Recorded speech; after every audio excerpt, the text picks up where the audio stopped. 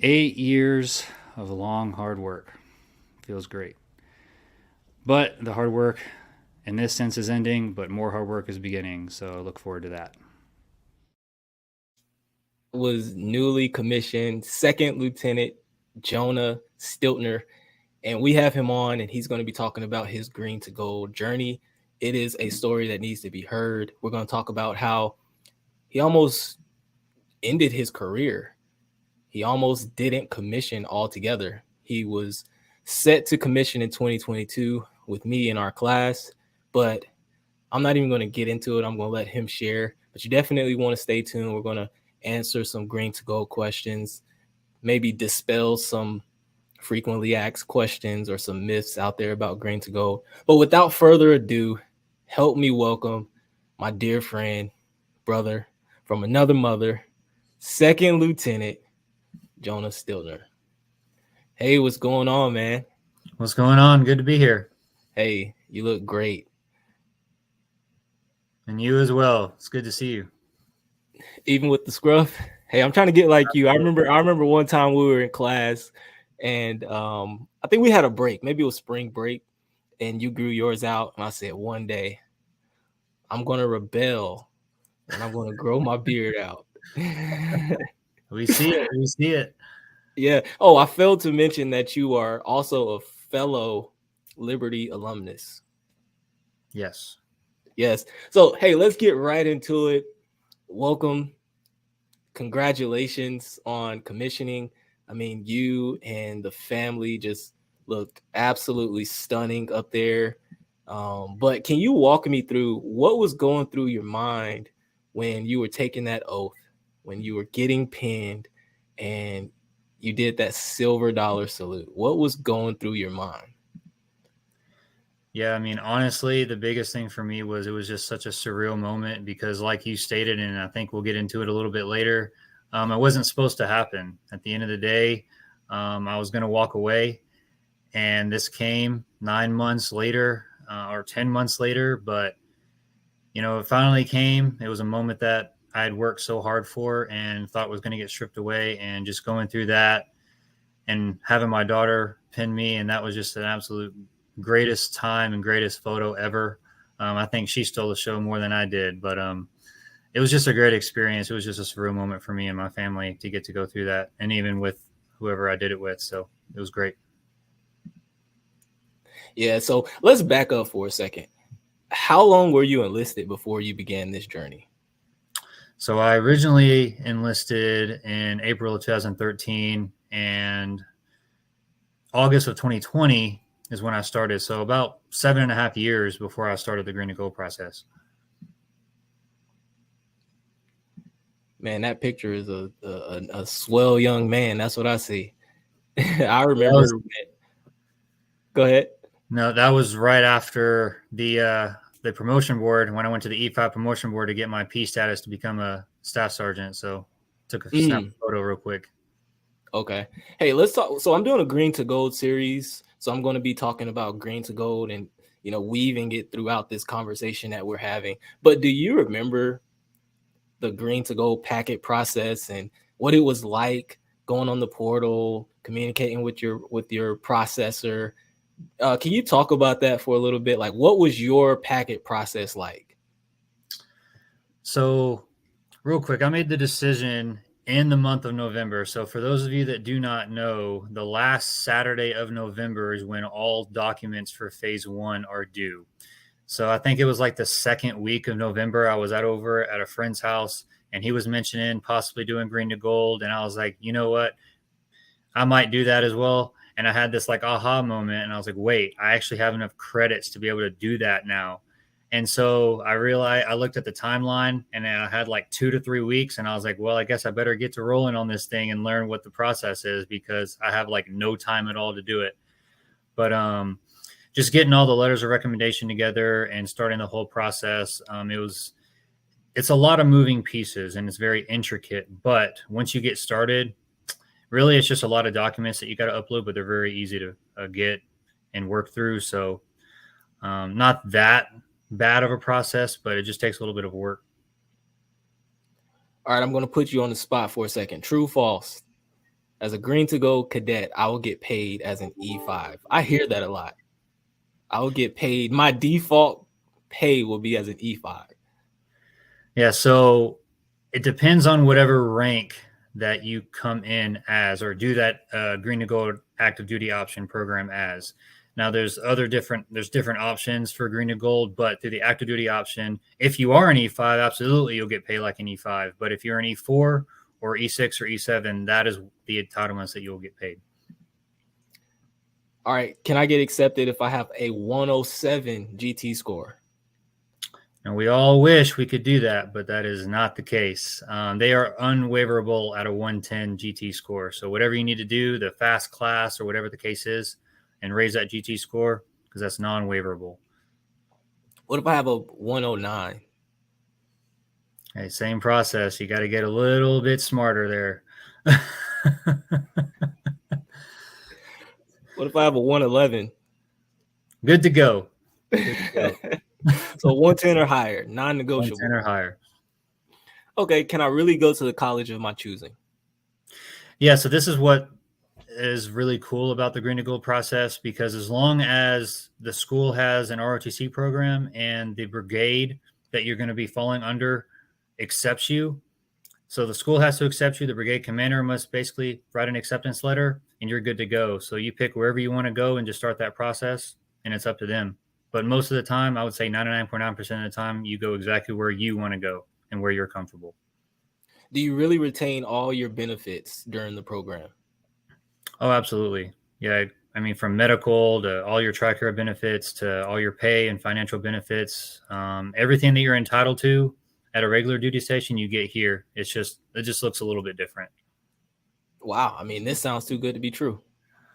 Well, in a way it is. There's not a lot of people that make it through this program. So a few hundred out of thousands of applicants. So it's a very surreal process to be able to be involved in, for sure.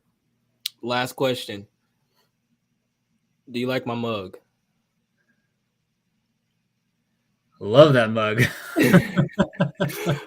My dad bought it for me as a gift. I'm like, yeah, let's do it. And, you know, both of us, we love coffee. That was one of our favorite things to do, is just grab some coffee before class or after class and just talk, have lengthy discussions about all sorts of things. All right, next question that I have for you is, now that you're accepted, the stress of the packet is over, right? Now you have the PCS. What is PCSing like going to a university opposed to a regular Army installation? And will the Army pay for it? I think that that's an appropriate question to ask. Yeah, so first up, the Army is going to pay for it just like any other PCS, because again, like they accepted you into the program and they're allowing you to go through it, so they're going to get you to where you need to go to start the process. But of course, you know, when you get accepted, you owe the Army some time afterwards. So of course they're going to pay you, but then they're going to get their time back for sure. But PCSing for me, what it looked like, I mean, I came from overseas, from Germany, and it was a little bit of havoc because I didn't get my orders until about 30 days before I was supposed to actually report. So I had to defer my report date and came a little bit later. But no, it wasn't that bad for me because I've always actually lived off post and done everything off post wise in terms of living and everything else. So it's the same type of process. You would leave early, you report a little earlier before school starts. You stay in the hotel, look for your house or apartment as a family, or whatever the case is for where you're going to be staying. And it's just almost like anything else. You out process and then you in process it was through an online portal, I believe, and just uploading a bunch of documents. It was annoying. It was a lot of documents, but I think they've cleaned it up now. They have. And of course, you know, student detachment is no longer a thing. We fall under cadet commands. Fort Knox. Yep. Okay, so talk to us about college life. What is life as a cadet like? What is life as a regular college student like? Talk about that. Yeah, so this is something that I had to get used to for sure, because, you know, we're all green and golds are so into the Army life and their way of things and the go, go, go, go, go. That out tempo is so high all the time. And then you get to college and it's like you may have like 2 classes in one day and the rest of the day is free. And you're like, what do I do with all this time? So taking that time to spend with the family or taking that time to just get out and just enjoy the break essentially that you're getting from the Army life, that's what really makes it for you here. But yeah, I had to learn to step back a little bit because I was a little, still acting like an NCO when I came in. So I remember that. I remember that. We both had to tone it down. Mm-hmm. We're not gonna get into that. It took me like a whole semester, but that's neither here nor there. Yeah, you're still on. You're still on. I can tell you're still ready to go. Hard charging. That's good though. Hey, I get a lot of questions about advanced camp, and I'm going to defer to you on this because you got Recondo. So any tips for cadets or, future green to golds coming in and they're thinking about advanced camp? Any tips on that? And talk about what Recondo is, because I just threw that term out there and people don't even know what that is. So yeah, any tips, and what is Recondo? Yeah, so if for those of you that may not even know the process, advanced camp is something you'll go through after your junior year. It's like a 30 or 35-day process now. They've shortened it since we've been and we've done it. But it's basically like a leadership analysis, going through tactics and stuff like that. But you spend just a little over a month at Fort Knox with a bunch of other people in the same process, cadets and stuff like that, and you just go and get evaluated. Recondo is one of those things that you can receive as like a tab or like a certificate. Not many people actually make it, even though I would say the qualifications are not super hard, but it's just a lot of little things. So just being focused and actually knowing what the actual task is, whether it's marksmanship or whether it's taking a land navigation test or whatever the case is. So going through those basic soldier skills is what's really going to be necessary of getting through that. And then it's just honing those skills in. So we all of us as soldiers in green and golds, we have that ability. It's just we have to take that time to go back and refresh ourselves on those things, because that's what's really going to matter in the long run for that, if that's what you want to do. Yes, and to just piggyback off of that, I hate that word piggyback. It's so overused. Man, get ready. You're going to hear that a lot. But yeah, in addition to what you said, so advanced camp is like that Super Bowl.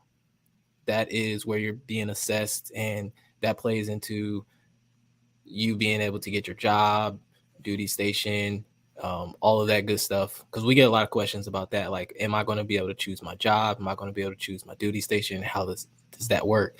And advanced camp is a critical part in all of that, in the entire accessions process. And this is not an accessions video, but I just wanted to throw that in there just in case, anyone was wondering, okay, we go to camp and we go and do some basic soldier task, and what is that? What does it all mean? Well, it all means however you do there is, going to be an indicator of the job that you get, duty station, the whole 9 yards.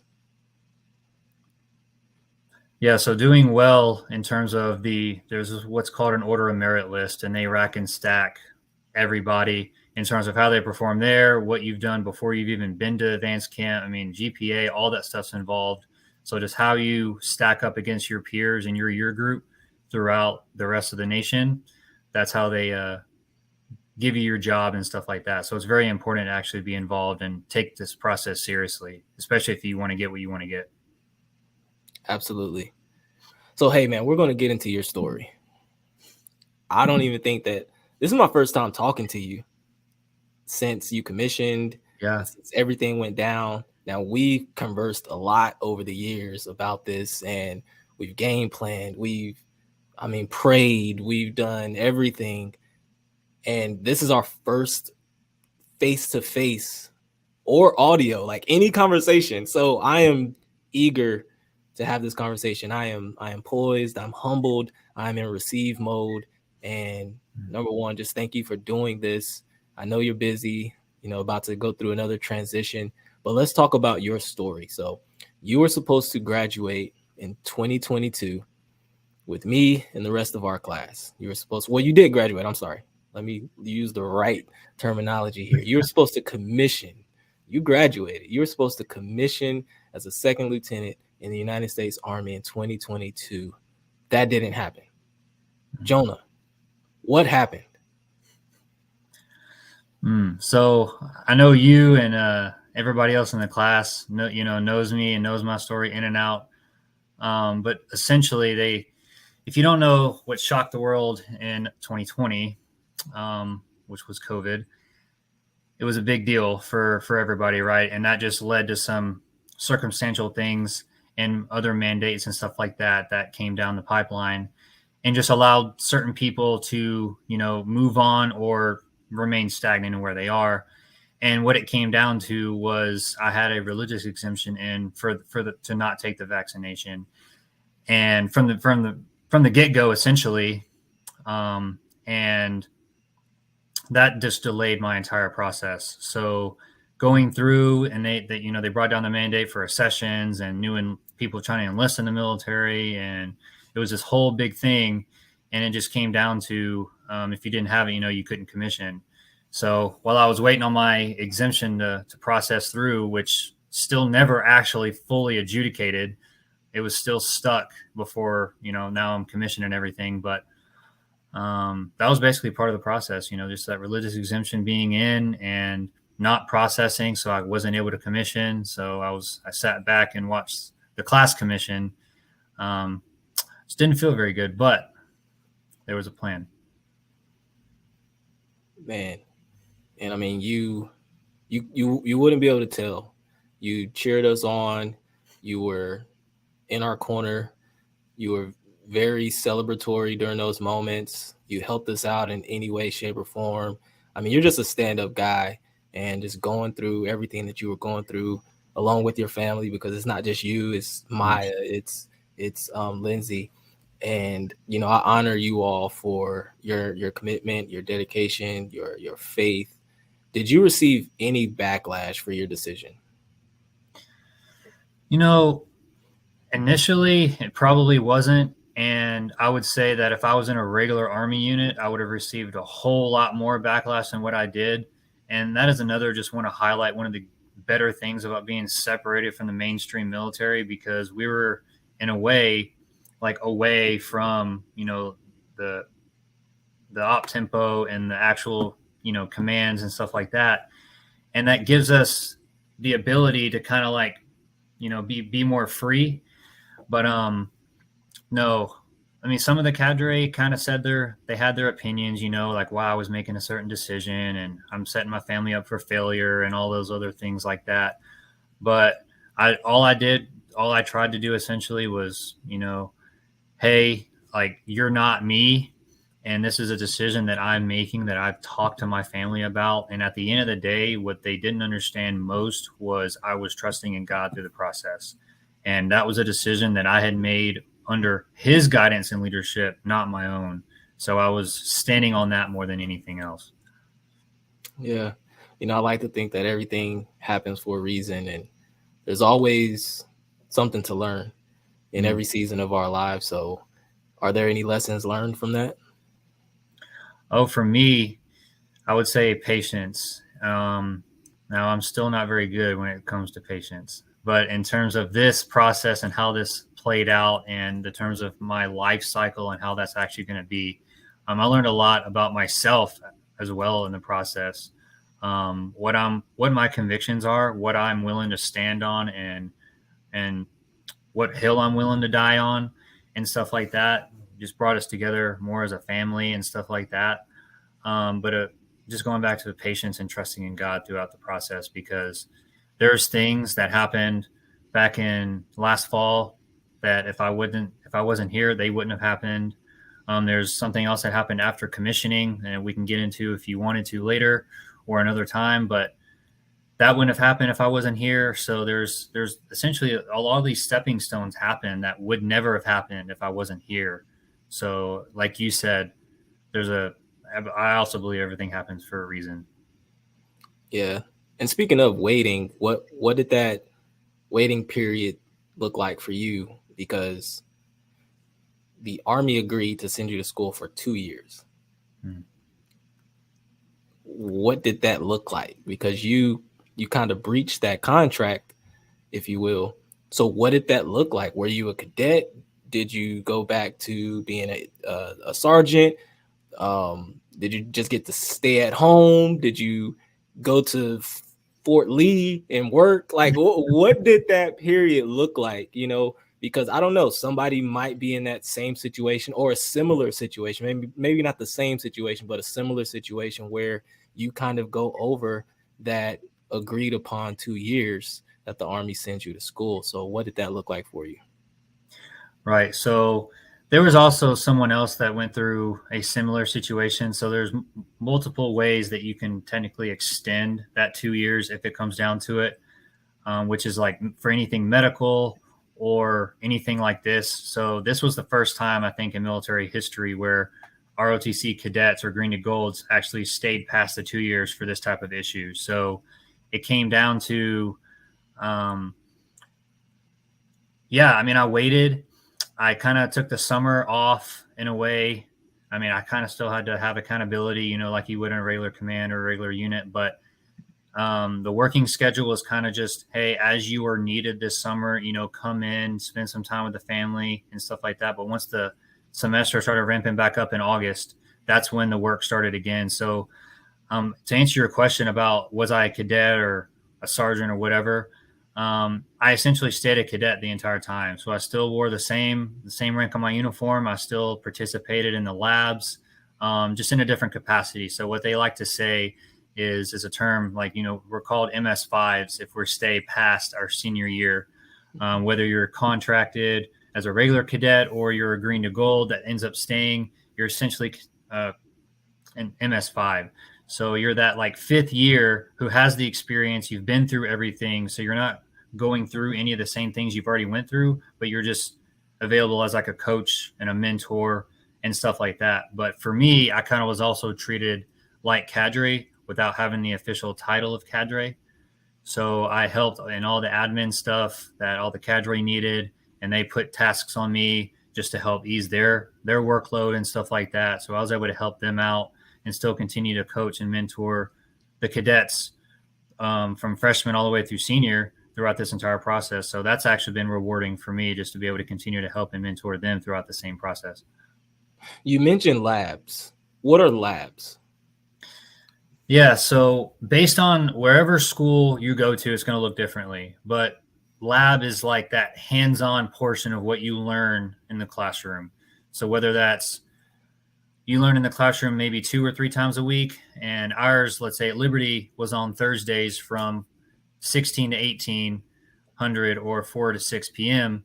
And we went and we have this actually nice facility, outdoor facility, recreational, with a bunch of land that we can go through and hike and run our missions and stuff like that, which was very nice. So every Thursday we just take what we learn in class that week essentially and go out and conduct those missions. And then throughout that process, there's seniors that are evaluating, cadre that are overseeing, and just a lot of learning and mentoring going on there just to prepare for camp, to prepare for, you know, your life as a lieutenant and as you progress through the ranks in the military.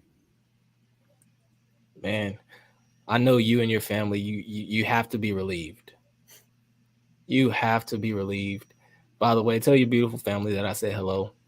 I appreciate it. But what's next? What's next for Second Lieutenant Stiltner? Yeah, so as of right now, and straight up Army fashion, I do not know where my follow-on is yet. I originally had orders to Fort Bragg if I was going to commission last May, but that fell off just from the waiting game and the waiting process. But I have Bullock scheduled, good old AG Corps, June. So I'll be there from June 4th until August 30th will be the graduation. So I assume in September sometime, I'm going to either be in the 82nd at Bragg or maybe in Alaska in the 11th, or if I could pick and choose, I'll go back to 173rd in Germany or Italy. So we'll see what happens, but I should find out in the next couple of weeks, but who knows? So what was your MOS when you were enlisted? So I was an ordnance, so I was a 91 Bravo, or so a light wheeled vehicle mechanic. So So what just made you switch over? so It's a huge jump. huge jump. And really what the game plan for me was, I kind of did something when I initially enlisted that I didn't really know. And I couldn't become a chaplain assistant, so I just picked a different job. So eventually, I think I had a conversation with my mom, and she mentioned becoming a chaplain, and that essentially lit the fire under me to start school and stuff like that, because I really wanted to be able to combine my passion for serving the Lord and Jesus to my passion to be in the military. And I went and battled this process and had a roller coaster throughout a couple of different years of, do I stay in or get out, stay in or get out? Do I pursue chaplaincy or not? And so I started pursuing chaplaincy in terms of my degree. And that is eventually why I made that switch to become an officer and to become a chaplain for the soldiers. Why AG? AG for me was the best way to gain that relational experience with the soldiers, and as a segue to become a chaplain. So my strongest suit, I've served actually more admin positions in my 10-year now career than my old MOS. So the admin side of things is where I kind of flourish and where my strengths lie. So I wanted to kind of go into that, develop that relationship side of the house with soldiers, and then just segue into chaplaincy. Okay. I'm going to try to pull up a question here. Someone asked about the interview process. Nope, that's not it. Let me see. That's not it either. That's not it. But that's appropriate. Green to Gold active duty option is a 2-year program that provides eligible active Army enlisted soldiers an opportunity to complete their first bachelorette degree or first graduate degree and earn a commission as an Army officer. I think that's the vision. That's the mission of Green to Gold. I can't find this message that someone sent me, but essentially they were just asking about the interview process. And as you were talking about AG and, you know, what you can bring to the Corps and what the Corps can add to you as far as like your gifts and talents. Do you have any advice for cadets that are going into that interview process, or future cadets that, I mean, that's imminent. It's something that's going to happen. So do you have any interview tips? Interview tips. I mean, first and foremost, I probably would just say be yourself. Don't try to make yourself this big, outstanding cadet or person or leader, because they can see right through that. So the more that you're yourself and you just showcase what you actually are, who you are, what you actually have, that's going to mean dividends to them. So don't try to hype yourself up. Just kind of, be normal, be yourself. That would be the biggest tip that I would say. Okay. Hey, last question. If you could go back and do it all over again, okay, what are some things that you would do differently, if any? And this is the green to gold process. Yeah, if you could start all the way back, day one. When do we go to school? When do we get there? August 24th or something like that? Yeah, something like that. Day one. What would you do differently, knowing what you know now?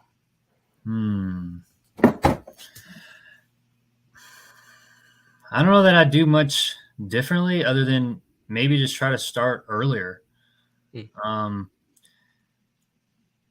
Just, I don't know. That may be my only thing. Just start earlier and kind of just, I mean, we can always refresh and do stuff before we go, but just being prepared for the next season, which is what that is, and going through the green to go process. Like, I probably just would have done it earlier. And I don't know. What about you? What is something you would do?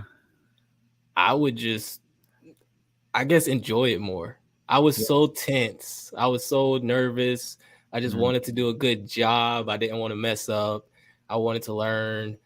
I wanted to make friends. I mean, coming from active duty Army to being essentially a civilian again, and not just a regular civilian. You're there with what, 18-year-olds, 21-year-olds, 22-year-olds, and that's different. That's a shift. But I think that I would enjoy it. I would look around, I would embrace it more, I would laugh more, I would hang out with friends more. I was just so kind of like not stressed, but just not believing that it's real. Like, this really happened. And by the time I opened my eyes, I was on that stage saluting my dad, and it was over. And I was like, what the heck? It's quick.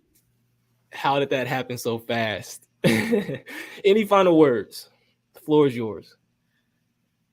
No, I mean, if for those of you that are thinking about doing this, I would say it's one of the best opportunities you can probably involve yourself in, whether it's the green to gold active duty option, whether it's the hip pocket option, which we had somebody in our class that actually did, which just looks just ever so slightly different, but it's the same type of process. So whatever it is, however best fits you and your goals, I would say that this is a good opportunity to then get your foot in the door, learn some new things about yourself, get out of the regular Army life for a little bit.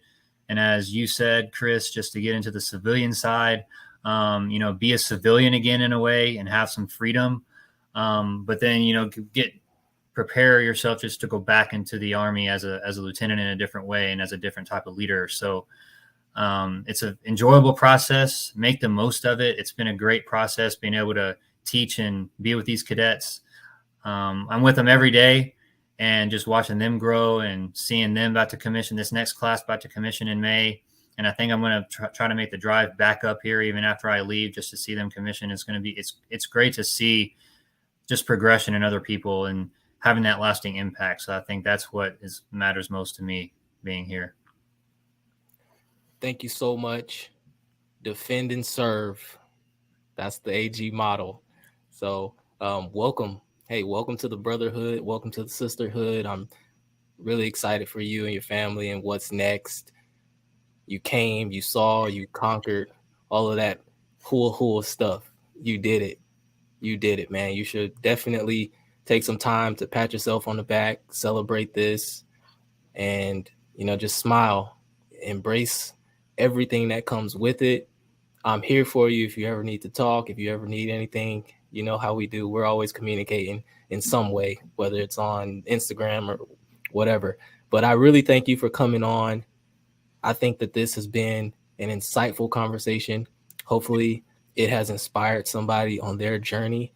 Mm-hmm. And speaking of the journey, man, I've been doing this Green to Gold series. So I want to just let you, all of you that's watching, I just want to make you aware of this. This is from the Cadet Command official Facebook page. They say hello to all. We just wanted to remind those of you considering applying for Green to Gold this year that the application window opens 12 June 2023. So time is now. Time is now. I'm going to try to do my part to bring special guests on, such as newly commissioned Second Lieutenant Stiltner, to share his story. Is it absolutely worth it? Would you say? Is it worth it to do it all over again? Oh, it's absolutely worth it. This is something that I couldn't have dreamed of. So getting to be a part of this, and it was great. I'd do it again. It's the best kept secret in the Army. Mm-hmm. Hey guys, keep winning out there, keep leading. And if you have any questions, do not hesitate to reach out to me. Like I always say, if I don't have the answer, I will try to locate that answer as quickly as possible. I love being a resource, and I have a lot of friends out here who are more than willing to help you along the way. We don't know everything, but we want to reach our hand back and grab as many people as we can on this beautiful journey called military life. All right, everybody, keep winning, keep leading, and I'll see you in the next video. Thanks, Jonah.